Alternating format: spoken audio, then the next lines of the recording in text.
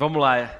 O texto de hoje tem várias coisas aqui que tem relação com o que o Marquinhos acabou de falar, porque citou um pouco da história dele, testemunho dele, de como isso tem relação com o texto. E em particular, o texto de hoje é um texto muito significativo para mim também. Ele tem uma relação importante com a minha história e com um momento muito específico da minha vida. Não necessariamente lá no início da jornada, mas eu diria que a gente tem várias encruzilhadas na trajetória cristã, né? Que você chega num determinado ponto e você fala, agora ou é por aqui ou é por lá. E eu diria que talvez num segundo grande momento da minha vida, esse texto de hoje de Jeremias, ele foi fundamental e ele me orientou. E nos últimos 10 anos ele tem sido um grande norte para a minha vida, para o meu ministério, enfim. Então, um privilégio grande poder compartilhar a palavra de Deus com vocês hoje, nessa manhã especial que o Senhor fez e que Ele nos permite estar aqui hoje. Sem mais delongas, abra sua Bíblia no livro de Jeremias, capítulo 29.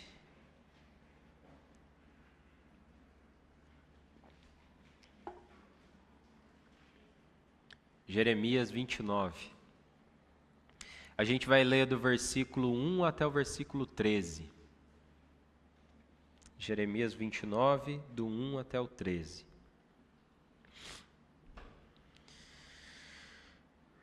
Muito bem, o texto diz assim.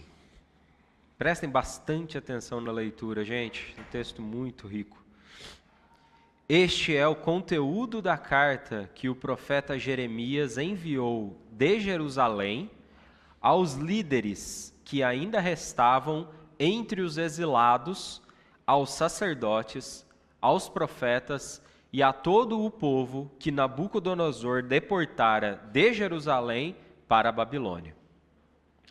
Isso aconteceu depois que o rei Joaquim e a rainha mãe, os oficiais do palácio real, os líderes de Judá e Jerusalém, os artesãos e os artífices foram sido deportados de Jerusalém para a Babilônia. Ele enviou a carta por intermédio de Eleazar, filho de Safã, e Gemarias, filho de Uquias, os quais Zedequias, rei de Judá, mandou a Nabucodonosor, rei da Babilônia. A carta dizia o seguinte: assim diz o Senhor dos Exércitos, o Deus de Israel, a todos os exilados que deportei, eu, Senhor, de Jerusalém para a Babilônia. A carta: construam casas e habitem nelas, plantem jardins e comam de seus frutos, casem-se e tenham filhos e filhas, escolham mulheres para casar-se com seus filhos e deem as suas filhas em casamento para que também tenham filhos e filhas. Multipliquem-se e não diminuam. Busquem a prosperidade da cidade para a qual os deportei e orem ao Senhor em favor dela, porque a prosperidade de vocês depende da prosperidade dela. Porque assim diz o Senhor dos Exércitos, o Deus de Israel: não deixem que os profetas e adivinhos que há no meio de vocês os enganem. Não deem atenção aos sonhos que vocês os encorajam a terem. Eles estão profetizando mentiras em meu nome. Eu não os enviei, declara o Senhor. Assim diz o Senhor: quando se completarem os 70 anos da Babilônia, eu cumprirei a minha promessa em favor de vocês, de trazê-los de volta para este lugar. Porque sou eu que conheço os planos que tenho para vocês, diz o Senhor. Planos de fazê-los prosperar e não de lhes causar dano. Planos de dar-lhes esperança e um futuro. Então vocês clamarão a mim, virão a mim, orar a mim e eu os ouvirei. Vocês me procurarão e me acharão quando me procurarem de todo o coração. Até aí.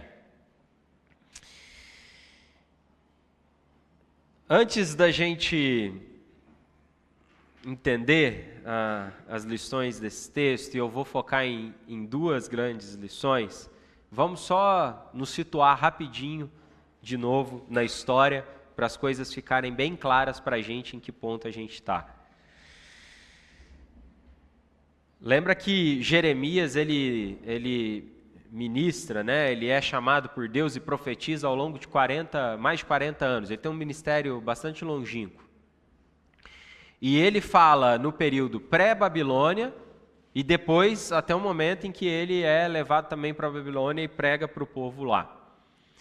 Nesse momento específico, a gente está no meio do caminho. Porque no ano 597, o rei Joaquim, que é citado aqui no texto, ele é levado cativo para a Babilônia, né? Ele é feito prisioneiro, levado cativo para a Babilônia, e junto do rei Joaquim, o livro de Reis, lá no 2 Reis capítulo 24, diz que mais 10 mil pessoas foram levadas nessa primeira leva. Quem são essas pessoas que foram levadas? O rei, os oficiais do palácio, toda a liderança política e espiritual do povo e os combatentes. O texto de 2 Reis fala, ficaram só os pobres. Ou seja, toda a casta do povo judeu é levada para a Babilônia nesse primeiro momento, mas Jerusalém não é destruída, o templo não é destruído, ele continua lá de pé, mas toda a casta, toda a mais elevada classe de Judá é levada para a Babilônia, ficam os pobres na terra, e tem um sujeito que fica para trás junto, que é Jeremias. O profeta não estava muito em alta, porque levaram todo mundo que importava e ele ficou. Mas Jeremias está, então, nesse momento, em Jerusalém, quando toda boa parte da liderança do povo está já na Babilônia, centenas de quilômetros de distância. Joaquim, que era o rei, é levado, Zedequias é colocado ali como marionete do Império Babilônico e fica governando por 11 anos, até que no ano 586 o templo é destruído, Jerusalém é destruído e aí todo mundo é levado. Tá? Esse é o cenário. Então, se coloquem... Gente, nesses momentos é muito importante a gente se colocar no lugar do texto, das pessoas e entender a dinâmica que está acontecendo aqui.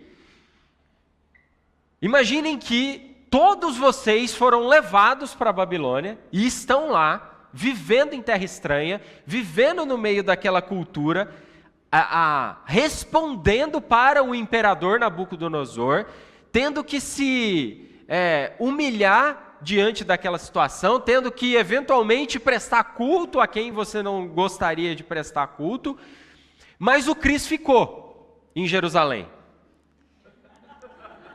O Cristo ficou. O profeta que não está muito em alta. Você passou por tudo isso, você é da alta classe dos judeus, e você está na Babilônia, longe, longe da terra que Deus prometeu para você. Você cresceu a tua vida inteira ouvindo que você é povo prometido, que você viveria nessa terra até os últimos dias, que essa terra que mana leite e mel é lá que você viveria. Mas nesse momento, você foi levado para a Babilônia, e o Cristo ficou. Nesse contexto, aparece um outro sujeito, que a gente vai usar o Gui como referência, um outro profeta, que está junto com vocês, ele é da turma que foi, e ele tem uma mensagem para vocês. Essa mensagem a gente leu na semana passada, em Jeremias capítulo 28. A mensagem é do profeta Ananias, e ele dizia o seguinte: assim diz o Senhor dos Exércitos, Deus de Israel. Palavras do texto: assim diz o Senhor dos Exércitos, Deus de Israel, quebrarei o jugo do rei da Babilônia. Em 2 anos trarei de volta a este lugar todos os utensílios do templo do Senhor de Nabucodonosor, rei da Babilônia, que ele tirou daqui e levou para a Babilônia. Trarei de volta para este lugar Joaquim, filho de Jeoaquim, rei de Judá, e todos os exilados de Judá que foram para a Babilônia, diz o Senhor, pois quebrarei o jugo do rei da Babilônia. É ou não é para glorificar de pé? Não, não é. Não é. Porque a gente viu na semana passada o fim da história desse homem. Certamente era o que o povo queria ouvir. Mais 2 anos e esse sofrimento terá fim. Mais 2 anos nós voltaremos para casa. Mais 2 anos e a vida voltará ao normal. Mais 2 anos e nós voltaremos a ser o povo da promessa. Só tinha um problema com essa mensagem. Ela não vinha de Deus. Ele até dizia que ela vinha de Deus, mas ela não vinha de Deus. E a gente viu semana passada o triste desfecho de Ananias. Esse é o pano de fundo da carta enviada por Jeremias e que a gente acabou de ler. Jeremias escreve de Judá, a partir de Jerusalém, para um povo que está onde não gostaria de estar, e o seu conteúdo é oposto ao conteúdo da profecia de Ananias. Porque enquanto Ananias dizia para o povo, mais 2 anos e Deus vai tirar vocês daí, Jeremias vai dizer, são 70 anos, fica aí. E aí você começa a processar comigo o que quer dizer fica aí e não ouse sair. A gente vai se entender. Mas o conteúdo da palavra de Deus para o povo é fica aí. E tem 2 lições no texto para a gente. A primeira lição do texto, e eu vou falar as 2. A primeira lição é, somos chamados a fincar raízes onde Deus nos plantou, ainda que seja no exílio. Somos chamados a fincar raízes onde Deus nos plantou, ainda que seja no exílio. Mas a segunda, tão importante quanto essa, é que a ponta dessas raízes, elas não estão no exílio, elas estão na eternidade. A ponta dessas raízes precisa estar na esperança do porvir. E a gente vai entender isso à luz do texto hoje. Mas vamos por partes. Primeira parte. A primeira lição, gente, ela está extraída dos versículos 4 até o 7, que é o cerne da carta que Jeremias envia. A primeira coisa que é importante aqui, e está no versículo 4, é: assim diz o Senhor dos Exércitos, o Deus de Israel, a todos os exilados que eu deportei de Jerusalém para a Babilônia. Não foi Nabucodonosor que enviou o povo para a Babilônia. Foi o Senhor que enviou.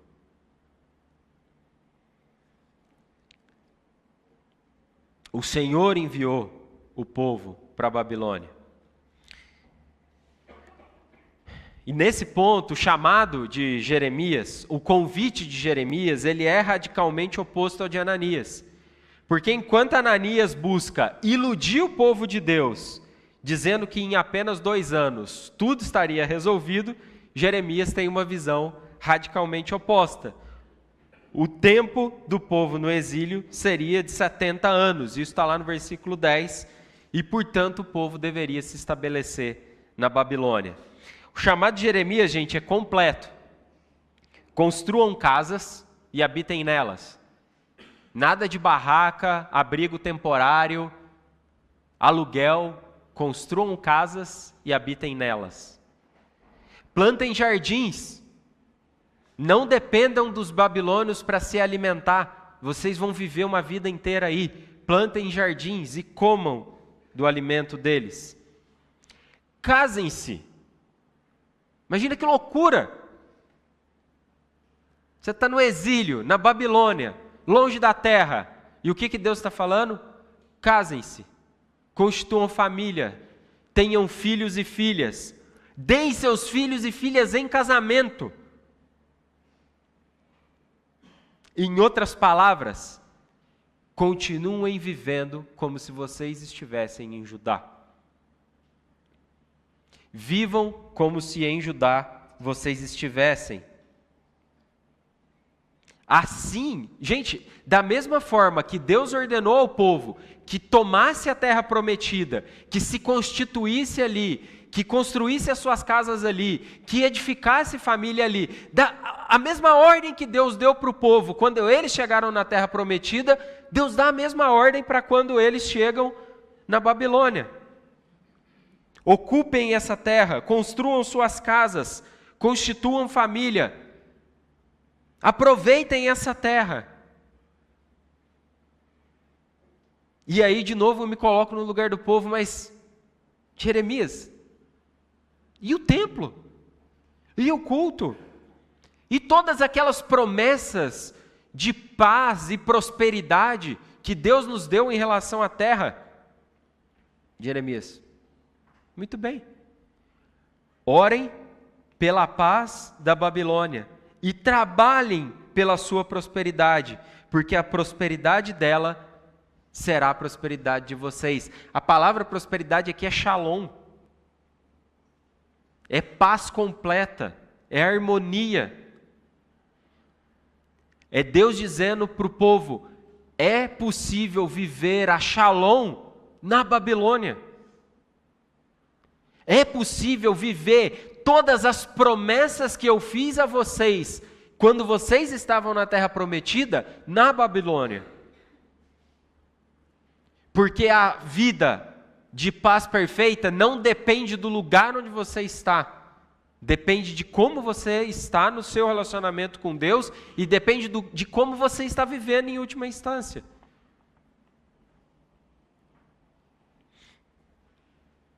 Eu me coloquei no lugar dessas pessoas recebendo essa carta. E eu confesso, eu teria ficado irado com Jeremias. Para ele que está em Jerusalém é fácil falar isso, né? Para a gente que está aqui na terra, em terra estranha, vivendo sobre um domínio de um povo ímpio, é muito difícil. Mas não eram palavras de Jeremias, eram palavras de Deus para o seu povo. E é um chamado radical. É um chamado, gente, que relativiza a geografia. É um chamado que torna relativo o lugar onde a gente está. Não importa onde o povo estava, não importa a circunstância, não importa a religião dominante, eles estavam no meio de um povo que não cultuava o seu mesmo Deus. Não importa a liderança política, não importa o contexto social, foi Deus quem plantou eles ali, então era ali que eles deveriam viver. Se foi Deus quem plantou eles ali, era ali que eles deveriam florescer. E essa é a primeira lição do texto para a gente. Nós somos chamados a fincar raízes onde Deus nos plantou. Ainda que seja no exílio, ainda que seja num lugar totalmente indesejado para nós. Eu comecei dizendo que esse texto tem um significado muito especial para mim, porque esse texto é um dos responsáveis por eu ainda estar aqui em São Paulo hoje. Eu descobri ou redescobri esse texto nos idos de 2014, 2015, quando eu tinha chegado há pouco tempo em São Paulo. E vir para São Paulo, para mim, era uma experiência exílica. Eu me sentia vindo para a Babilônia.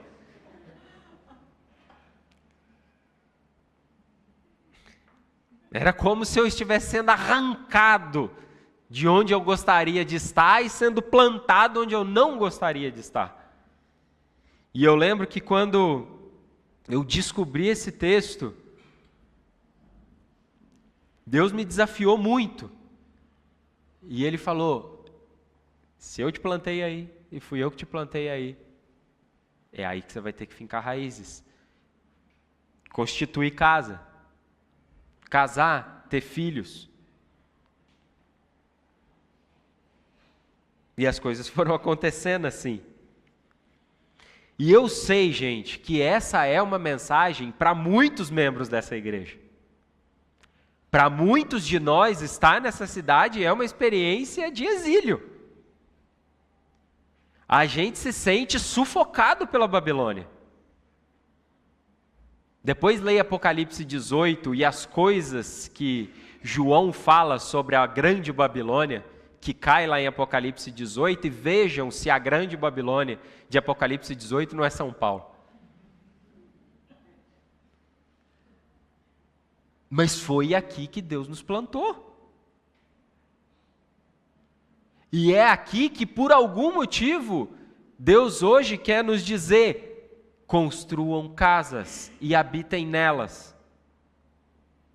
Constituam família, casem-se, tenham filhos e filhas, deem seus filhos e filhas em casamento. Trabalhem pela paz e pela prosperidade dessa cidade, porque a prosperidade dela será a sua prosperidade.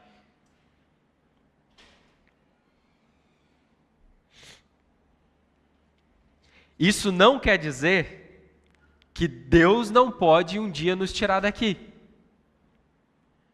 Isso não quer dizer que Deus não pode reorientar as nossas vidas e nos plantar em outro lugar. Talvez em alguns momentos a gente receba a mesma palavra que Deus deu para o Marquinhos de sair e deixar o lugar onde a gente está. Mas o ponto aqui não é esse. O ponto aqui é, se Deus te plantou aqui hoje, é aqui que Ele quer que você cresça, floresça e frutifique para a glória dEle.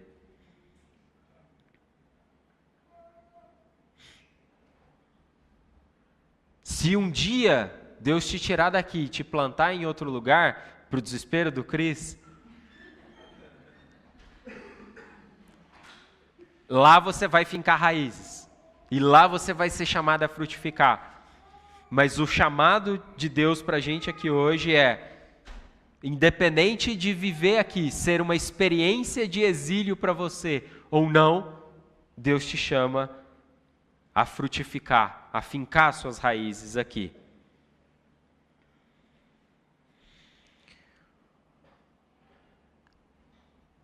E eu sei que eu já falei sobre algumas dessas coisas aqui anteriormente, mas eu preciso reforçar, gente. Novamente se coloquem no lugar do povo de Judá. Imagine a vida deles na Babilônia. Qual o sentido de, naquela circunstância, você buscar casamento? Qual o sentido de, naquela circunstância, você desejar ter filhos? Qual o sentido? Longe da terra, longe de casa, longe do seu lar. Imagina Deus chegando para você e falando: casem-se, tenham filhos e filhas, frutifiquem, se estabeleçam.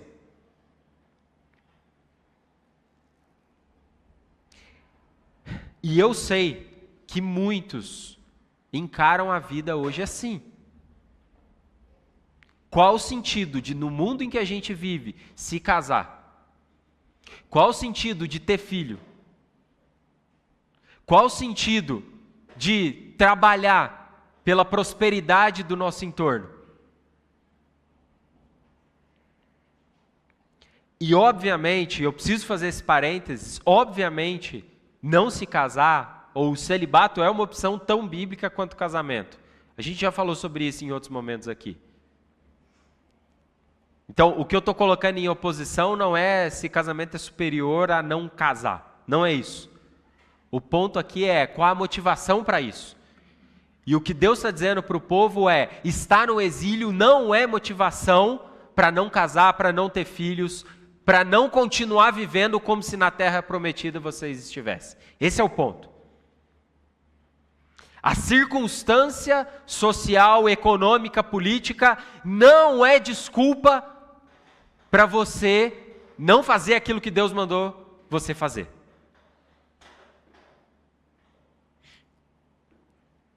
Se Deus te chamou para o casamento, se Deus te chamou para a paternidade e para a maternidade, a circunstância política e social não é desculpa.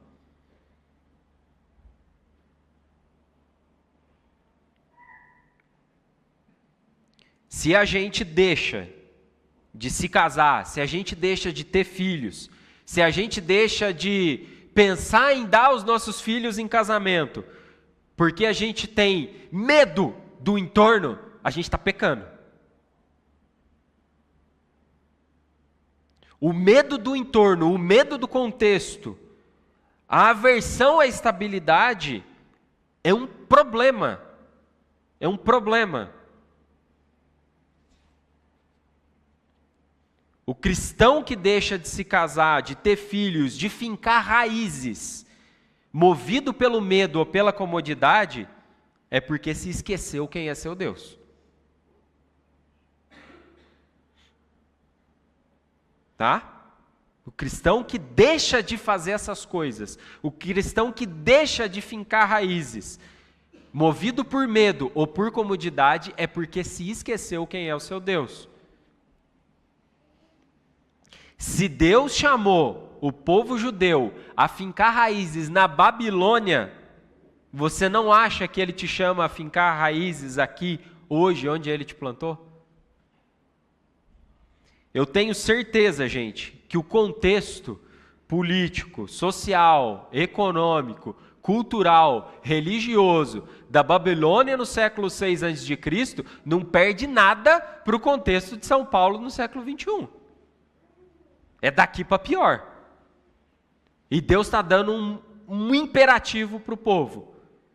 Constituam casas, tenham filhos e filhas e trabalhem pela prosperidade desse lugar. E esse último ponto é tão relevante quanto o primeiro. Porque, vejam, não é uma vida ensimesmada. De novo, pensando no judeu, eu até poderia aceitar a primeira parte. Né? Beleza, vamos casar, vamos ter filho, vamos dar nossos filhos, vamos criar aqui a nossa comunidade, vamos resistir à vida na Babilônia. Mas é isso que Deus está falando? Não! Não é isso que Ele está falando.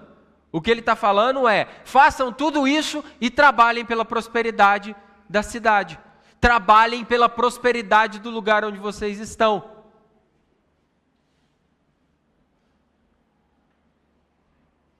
Não é uma vida ensimesmada. É uma vida voltada para fora. É uma vida voltada para o outro. É uma vida voltada para o serviço à comunidade onde Deus te plantou. Por mais avessa que ela seja a tudo que você crê. A ousadia do profeta não tem limites. E isso também vale para a gente. Nós somos convidados a fincar raízes onde Deus nos plantou e a servir o nosso entorno. Trabalhar pelo bem do lugar onde Deus nos plantou. Servir a nossa cidade, servir ao povo à nossa volta. Trabalhar pela shalom, pela harmonia completa, pelo desenvolvimento, por condições mais justas de vida das pessoas que estão à nossa volta. De novo, a gente poderia aceitar a primeira parte e falar isso. A gente está aqui, a gente está constituindo família, a gente está tendo filho e essa igreja tem filho pra caramba. Né? Estamos cumprindo a palavra de Deus. E aí Deus fala, muito bem, agora trabalhem pela prosperidade da cidade, trabalhem pela paz do seu entorno, trabalhem pela shalom. Trabalhem para que o seu entorno viva aquilo que vocês têm oportunidade de viver porque vocês se relacionam comigo. Continuem criando, continuem embelezando o seu entorno, continuem trazendo harmonia, continuem trazendo uma estética diferente para essa cidade, continuem trabalhando contra os males sociais e econômicos à sua volta. Trabalhem pela shalom do lugar onde Deus os plantou. Fonte. A gente precisa ouvir a mensagem do profeta. É mensagem de Deus para as nossas vidas. Nós somos chamados afincar raízes onde Deus nos plantou, ainda que seja no exílio. Não sei qual é a tua relação, ou não sei qual é a relação de cada um aqui hoje, com o lugar onde você está, com o momento da vida em que você está. Mas eu tenho certeza que Deus nos chama hoje a fincar raízes onde Ele nos plantou e a frutificar para a glória dEle nesse lugar. A amar essa cidade onde Ele nos plantou, a amar esse entorno, a abraçar essa realidade complexa que Ele nos permitiu conhecer e na qual Ele nos permite viver hoje, e a trabalhar pelo bem dela. Muito bem. Espero que você sinta raízes saindo dos seus pés hoje e te firmando no lugar onde Deus te plantou. Está sentindo? Muito bem. Agora a gente faz o segundo movimento do texto. Porque agora eu preciso te lembrar que as tuas raízes não pertencem a essa cidade. As tuas raízes últimas, a pontinha da raiz, ela não está aqui. E ela não pode estar aqui. E isso faz do chamado bíblico único.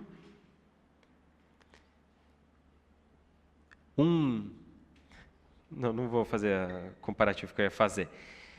Vamos lembrar os versículos 10 a 13. 10 a 13, eu vou reler esse trechinho, porque ele é importante.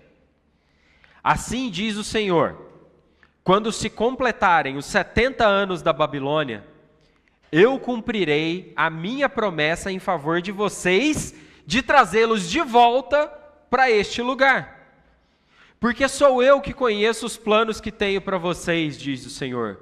Planos de fazê-los prosperar e não de lhes causar dano. Planos de dar-lhes esperança e um futuro. Então vocês clamarão a mim, virão orar a mim e eu os ouvirei. Vocês me procurarão e me acharão quando me procurarem de todo o coração.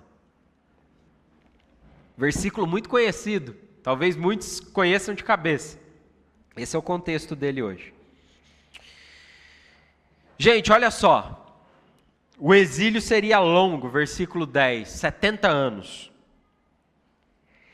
E de novo, assim, eu fico me colocando o tempo inteiro aqui no lugar do povo recebendo essa palavra. Tudo bem, são 70 anos, mas vai acabar. Será que a gente precisa fazer isso tudo mesmo? Será que a gente precisa construir casa, família, ter filho, ter filha? 70 anos, vai acabar. Por que E eu confesso que, apesar desse texto ser muito significativo para mim, essa segunda parte, eu me detive muito essa semana pensando e refletindo no texto. Lá em 2014, o que me fez ficar em São Paulo foi 29, 1 a 7. Então, minha reflexão parava no versículo 7. Só que aí, essa semana, eu me dei conta de que o texto continua. E de que, na continuidade, Deus fala para o povo sobre um outro momento. Deus fala para o povo, finca a raiz, se estabeleça aí, trabalhe por esse lugar, mas eu vou cumprir a promessa. E eu vou restaurar vocês. E eu vou levá-los de volta para a terra. E aí foi onde eu me peguei diante de um paradoxo que existe aqui, mas que é belíssimo e que orienta, em última instância, o objetivo aqui é que Deus queria orientar o coração do povo. A prática é a prática é, se estabeleçam, ficam raízes, construam casas, tenham filhos, mas, não se esqueçam da promessa. Porque essa promessa é quem vai orientar o coração de vocês. Sabe o que Deus está tentando combater aqui, gente? Deus está tentando combater que quando o dia da restauração chegasse, o povo tivesse gostado tanto da Babilônia que ele não ia querer ir embora de lá. Imagina, 70 anos são 3, 4 gerações. Imagina a terceira, quarta geração de judeu, geração que já nasceu na Babilônia, geração que já não tem mais contato com aquelas pessoas que vieram da terra. Imagina aquela turma ali na Babilônia, 70 anos depois, falando, pô, nem sei o que é Jerusalém. Né? É o PP que ainda tem uma paixão pela Itália, mas não cresceu na Itália. Né? Ouviu as histórias, ouviu falar que a Itália um dia foi uma grande seleção, mas ele não vive mais isso. Né? Talvez se hoje alguém chegasse para ele, se Deus chegasse para ele e falasse, PP, vamos para a Itália, ele fala, tô bem aqui, prefiro a América, prefiro a América.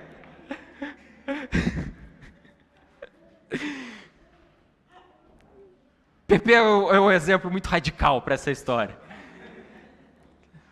Alguém que tem uma ligação um pouco menor. Mas o ponto é esse. Esse povo não viveu em Jerusalém. Essa terceira, quarta geração não viveu a experiência do templo, não viveu a experiência do culto. Esse povo talvez diria, estamos bem aqui. O Senhor não mandou a gente fincar raízes, a gente fincou. A gente teve filho, a gente teve filhas. Sei lá, alguns filhos nossos casaram com cidadãos locais. Está tudo aqui. A nossa vida está aqui. Todas as relações estão criadas. Voltar para Jerusalém, qual o sentido disso?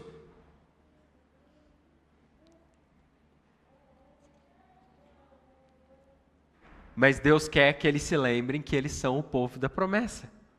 E um dia eles voltarão para a terra. E qual é a lição para o nosso coração aqui, gente? A lição é que se por um lado o texto nos desafia a fincar raízes, por outro lado o texto nos lembra que o nosso verdadeiro lar não é aqui. Entender isso é fundamental para orientar o nosso coração. São dois riscos que a gente não pode correr na vida cristã. Um risco que é o da indiferença em relação ao lugar onde a gente está. Agora o outro risco é o da adesão. É o da gente se apaixonar tanto por essa cidade, por esse lugar, pelo lugar onde Deus nos plantou, que se Deus nos chamar a sair, a gente não vai querer sair. Agora pode ser que Deus fale para a gente, vá. Assim como um dia Deus nos chamará para viver na nossa verdadeira casa. E tudo que a gente criou aqui vai se esvaziar.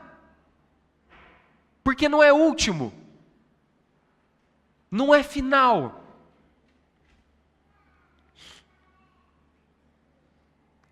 De um lado, o risco da indiferença. Eu estou aqui, é passageiro, eu não me envolvo.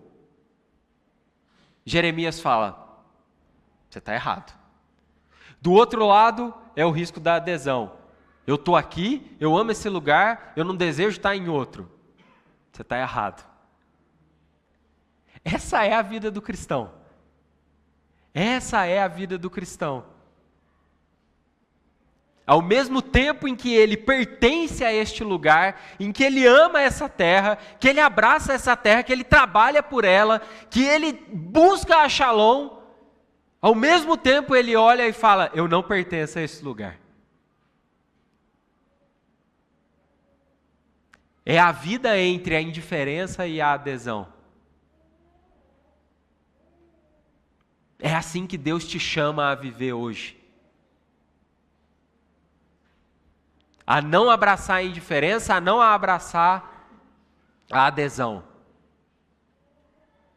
A fincar raízes, a se comprometer, mas saber que a pontinha da tua raiz está lá na eternidade.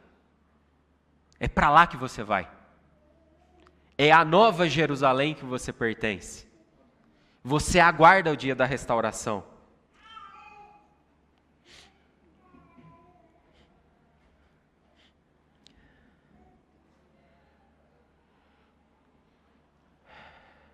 Gente, é maravilhoso a gente poder construir a nossa casa, edificar a nossa casa, ter filhos, casar, construir igreja, ver essa igreja amadurecer, ver essa igreja crescer, ver essa igreja abençoar o entorno dela. A gente quer ver isso. A gente precisa trabalhar por isso todo dia. A gente precisa dar a nossa vida por isso, pela prosperidade e pela paz do nosso entorno. Agora, por mais belo que seja tudo isso, isso não é eterno, isso não é permanente. A gente aguarda o dia da restauração. A gente aguarda o dia em que Deus fará novas todas as coisas. O dia que Ele vai ressignificar todo o nosso trabalho, nossa família, nosso esforço, nossa arte. A pergunta aqui para a gente é: será que a gente anseia por esse dia? Será que a gente anseia por esse dia? E aí vejam, e eu vou terminar aqui, vejam a beleza do ensino bíblico. Ansiar por esse dia não nos leva para mais longe do lugar onde a gente está. Ele nos leva para mais perto. Ele nos faz mais comprometidos com o lugar onde a gente está. Ele nos faz mais comprometidos com a realidade onde Deus nos inseriu. A certeza desse dia final, ele nos faz mais comprometidos com o lugar onde Deus nos plantou. Por quê? Porque a nossa esperança não está aqui. A nossa esperança está no porvir. E é por isso que a segunda lição do texto de hoje é: a ponta das nossas raízes, ela está na eternidade, na esperança do porvir. Esses são os dois chamados de Deus para a gente a partir do texto de hoje, gente. Fincar raízes onde Ele nos plantou, mas lembrar que a ponta dessas raízes estão lá na eternidade. A gente não pode perder de vista a restauração final de todas as coisas. Eu não sei se o texto de hoje resolve todos os problemas da sua vida. Talvez ele não resolva nenhum. Um dia ele resolveu uma grande crise da minha e ainda hoje ele continua me orientando a viver onde Deus me plantou.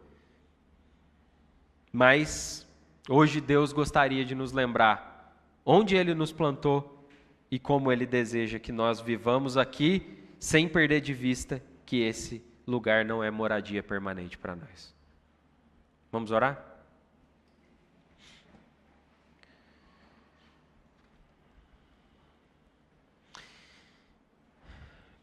Deus, obrigado pela objetividade da Tua palavra. Obrigado porque ela é muito clara e muito precisa, Deus. E ela, ainda que nos coloque diante de situações que para a gente possam parecer paradoxais, na verdade é a palavra eterna nos orientando a viver essa realidade transitória. Deus, nós te agradecemos pela beleza do texto, te agradecemos pela beleza da Tua revelação. E Deus, nós te agradecemos pelo lugar onde o Senhor nos plantou hoje. Deus, desafios não faltam. As situações que a gente vive são complexas, ó Deus, e muitas vezes complexas demais para a gente. A vida aqui, ó Deus, não só nessa cidade, mas a vida aqui nessa terra, ela é marcada pela dor, ela é marcada pelo sofrimento, ela é marcada, ó Deus, pela dureza. Nós somos lembrados o tempo todo, constantemente, que o pecado, ele está presente, que a morte está presente, que a degradação está presente. A gente é lembrado disso mais vezes do que a gente gostaria.